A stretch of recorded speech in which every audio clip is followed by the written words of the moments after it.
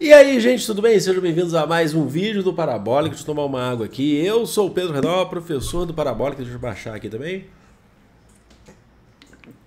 E é o seguinte, notícias aí internacionais, duas notícias aí interessantes assim, importantes para vocês.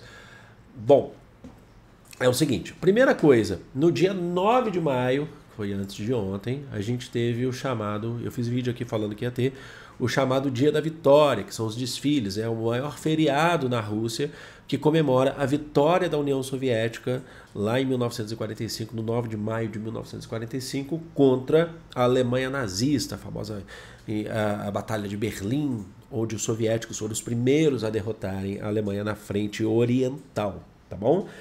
E aí você tem todo um feriado, desfiles, a mostra da organização russa, isso desde os tempos de União Soviética. E se esperava muito de um discurso de Vladimir Putin. E aí eu trouxe aqui um pedaço do discurso de Putin sobre o que ele falaria na Ucrânia. Logicamente que ele fez uma exaltação às forças soviéticas nos tempos da Segunda Guerra Mundial, no Dia da Vitória. É muito orgulho, é um feriado patriótico, extremamente comemorado. Os russos eles têm muito orgulho do Dia da Vitória, mas se esperava muito de um discurso de Vladimir Putin sobre o que está acontecendo na Ucrânia. E ele falou,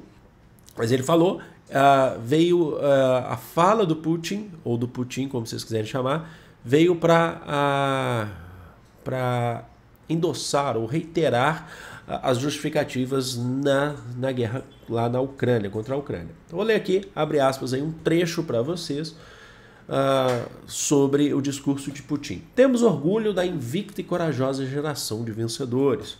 Temos orgulho de ser seus sucessores, e é o nosso dever, sucessores daqueles que venceram a Alemanha nazista, preservar a memória daqueles que derrotaram o nazismo e confiaram que nós seremos vigilantes e faremos tudo para impedir o horror de outra guerra global.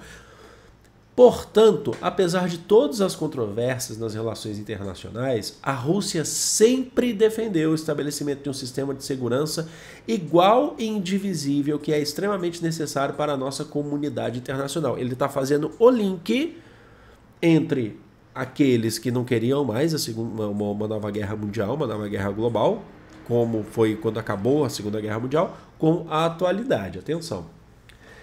Em dezembro passado, ele já trouxe para a atualidade, propusemos a assinatura de um tratado sobre garantias de segurança. A Rússia instou o Ocidente a manter um diálogo honesto em busca de soluções significativas e comprometidas e a considerar os interesses de cada um. Tudo em vão. Ele falou, a gente tentou, mas tudo em vão.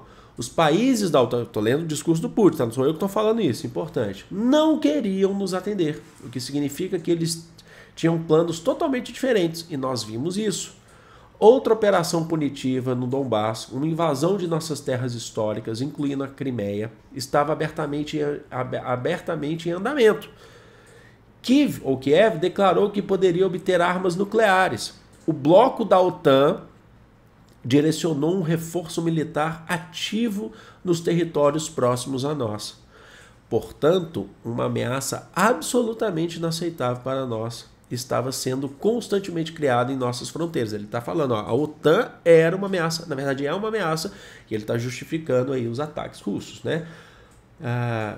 O bloco da OTAN direcionou ativo nos nossos territórios. Portanto, uma ameaça absolutamente inaceitável para nós estava sendo constantemente criada em nossas fronteiras. Havia todas as indicações de que era inevitável um confronto com neonazistas e nacionalistas apoiados pelos Estados Unidos e seus seguidores. E aqui ele já está falando diretamente, por exemplo, do que a gente já fez vídeo aqui do neonazismo na Ucrânia, por exemplo, o batalhão de Azov, né? Que é um braço armado paramilitar que tem um grau de participação dentro do governo ucraniano. Deixe-me repetir, vimos a infraestrutura militar sendo construída, centenas de conselheiros estrangeiros começando a trabalhar e armamento de ponta sendo entregues regularmente pelos países da OTAN. A ameaça crescia a cada dia. A Rússia lançou um ataque preventivo à agressão. Foi uma decisão forçada, oportuna e a única correta. Uma decisão de um país soberano, forte e independente. Só para fechar, os Estados Unidos começaram a reivindicar seu especialismo, principalmente depois do colapso da União Soviética, difamando não apenas o mundo inteiro, mas também seus satélites, que tem que fingir não ver nada e toleram obedientemente. Então ele está falando sobre a OTAN, o expansionismo da OTAN na parte oriental da Europa. E ele fala, foi o ataque à Ucrânia, é um ataque preventivo. Então é importante destacar isso, que não há uma declaração de guerra formal, tá? Entre Rússia e Ucrânia. Não há uma declaração de guerra formal, por enquanto, tá? Então ele está justificando, falando sobre grupos ucranianos que estavam sendo armados pelos Estados Unidos, pela OTAN. O que a gente já falou aqui, tá? Que eu não tô falando se é isso ou se não é, eu estou passando a matéria para vocês. Para corroborar aqui com a matéria, temos aqui uma outra notícia. Lembro que eu sempre deixo os links aqui na descrição para vocês. Tem uma outra notícia aqui, que a Câmara dos Estados Unidos, a Câmara dos Deputados, ainda não passou pelo Senado, vai passar pelo Senado para depois chegar ao Joe Biden, a assinatura do Joe Biden, aprova um projeto que ajuda de ajuda de 40 bilhões de dólares à Ucrânia, tá? Então há um processo também, a Câmara Federal dos Estados Unidos acaba de aprovar essa ajuda de 40 bilhões de dólares.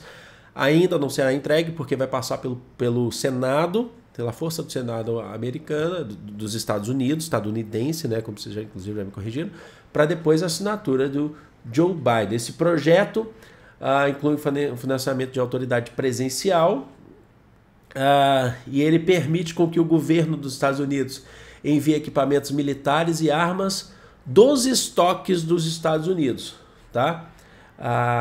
Então, os Estados Unidos vai enviar mais armamento bélico, ele vai enviar mais do que já tem estocado, vai enviar para a Ucrânia aí o equivalente aí a 40 bilhões, é muito dinheiro, de dólares. E isso também justifica um pouco do que o próprio, que a gente falou agora há pouco, do que o próprio Volodymyr Zelensky, presidente da Ucrânia, andou falando, que ele só aceita tratado de paz, acordo de paz, se a Rússia voltar para a situação pré-guerra, que é retire suas tropas da Ucrânia, sem citar a Crimeia, por exemplo. Ele não citou a Crimeia, que é anexada pela Rússia em 2014. Então, pré-guerra, antes aí de fevereiro, agora de 2022. A gente sabe que o Volodymyr Zelensky, o que ele quer mesmo é uma participação efetiva militar dos países da OTAN, principalmente quando a gente fala nos Estados Unidos, que é o que ele vem pedindo já há muito tempo, mas essa ajuda tem sido feita pelo artigo 4º do Estatuto da OTAN, que é uma ajuda militar, mas sem envolvimento de soldados membros da OTAN. Tá bom? De ajuda militar da OTAN sem a ajuda efetiva de soldados. E sim a ajuda financeira, ajuda com material bélico, certo? Essas coisas todas. Tá aí a notícia do dia para vocês. Eu vou ficando por aqui, espero que vocês tenham gostado desse vídeo, espero que vocês tenham se informado sobre esse vídeo, reflitam, vamos refletir sempre. E é isso. Amo vocês de coração. Grande beijo. Fui!